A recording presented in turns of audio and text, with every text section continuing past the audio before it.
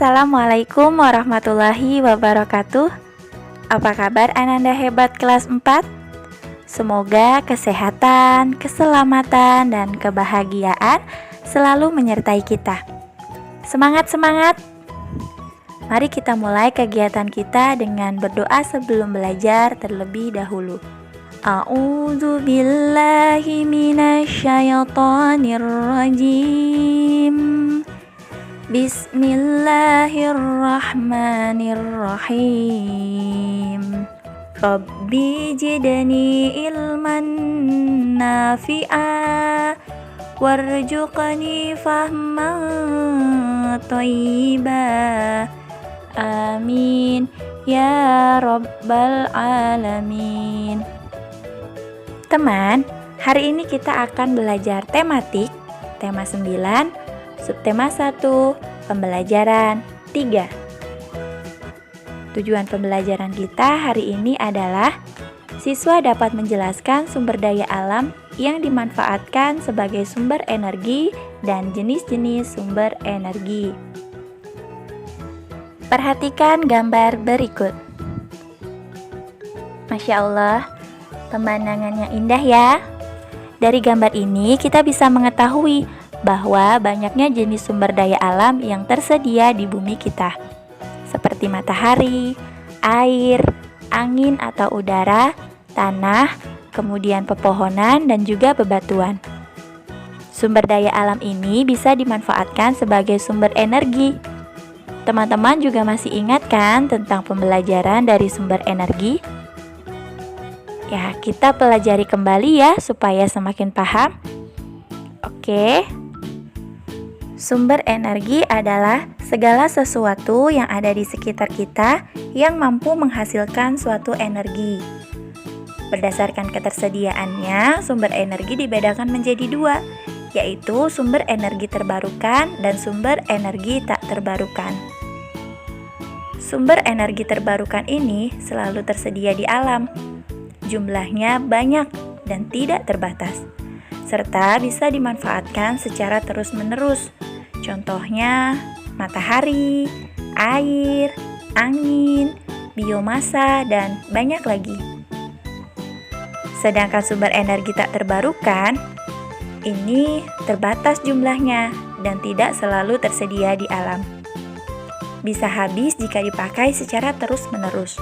Contohnya adalah minyak bumi, gas alam, batu bara, dan bahan bakar fosil. Dalam kehidupan sehari-hari, manusia sangat membutuhkan sumber energi. Sebagai contoh, manusia memerlukan sumber energi yang berasal dari makanan, dan mobil membutuhkan sumber energi berupa bensin atau solar untuk bisa berjalan. Makanan, bensin, ataupun solar adalah sumber energi. Kira-kira apa ya yang membedakan kedua jenis sumber energi tersebut? Ya, Bu Guru akan coba jelaskan. Makanan yang kita makan merupakan sumber energi yang berasal dari tumbuhan dan hewan yang dapat terus-menerus diproduksi dengan waktu yang cepat, sehingga makanan disebut sumber energi terbarukan. Sedangkan bensin atau solar merupakan bahan bakar fosil yang proses pembentukannya memerlukan waktu yang lama, ratusan hingga jutaan tahun lamanya. Sehingga bensin dan solar disebut sumber energi tak terbarukan. Nah, sekarang teman-teman sudah paham ya perbedaan dari sumber energi terbarukan dan tidak terbarukan. Contoh lain dari sumber energi terbarukan diantaranya yaitu matahari, air, angin, panas bumi, dan biogas. Berikut ini adalah contoh dari pemanfaatan energi terbarukan. Yang pertama itu energi matahari. Matahari dapat menghasilkan energi panas dan juga cahaya.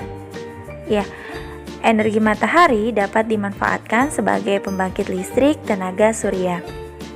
Kemudian air. Air merupakan sumber energi yang dapat dimanfaatkan untuk pembangkit listrik tenaga air. Ada juga angin. Angin bisa dimanfaatkan untuk pembangkit listrik tenaga angin dengan menggunakan kincir angin. Selanjutnya adalah contoh lain dari pemanfaatan sumber energi. Di antaranya yaitu minyak bumi, gas alam, dan batu bara. Tadi sudah jelas ya bahwa minyak bumi diolah menjadi bensin dan solar yang merupakan sumber energi yang dapat dimanfaatkan untuk bahan bakar. Kemudian ada gas alam. Gas alam dapat dimanfaatkan sebagai sumber energi pada kompor gas.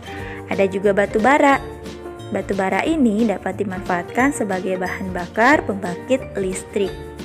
Saat ini, bisa kita lihat keadaan bumi kita semakin menua. Dalam kehidupan sehari-hari, masyarakat lebih banyak menggunakan sumber energi tidak terbarukan dibanding dengan sumber energi terbarukan. Padahal, sumber energi tidak terbarukan jumlahnya semakin menipis. Sedangkan sumber energi terbarukan jumlahnya melimpah ruah. Hanya saja masyarakat banyak yang tidak tahu bagaimana cara penggunaannya. Hal ini menjadi tantangan bagi kita sebagai seorang muslim untuk bisa menemukan solusinya. Jadilah muslim yang cerdas dan bijaksana. Karena ternyata di dalam Al-Quran sudah dijelaskan tentang sumber energi terbarukan. Allah Subhanahu wa Ta'ala berfirman dalam surat Yasin ayat 80 yang menjadi Islamic value kita pada pembelajaran hari ini. الذي جعل لكم من الشجر الأخضر نارا فإذا أنتم منه توقدون. Untuk memahami lebih jauh lagi tentang pembahasan kita terkait sumber energi, silakan teman-teman pelajari kembali buku tema 9, subtema 1 pembelajaran 3-nya ya. Di sana ada latihan soal halaman 31, ada sebuah tabel yang berisikan tentang sumber energi. Silakan teman-teman tuliskan keuntungan dan masalah yang didapatkan dari sumber energi tersebut. Semangat mengerjakan ya, rajin belajar supaya pintar.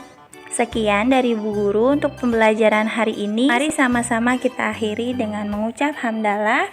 Alhamdulillahirabbil alamin. Semoga bermanfaat. Wassalamualaikum warahmatullahi wabarakatuh.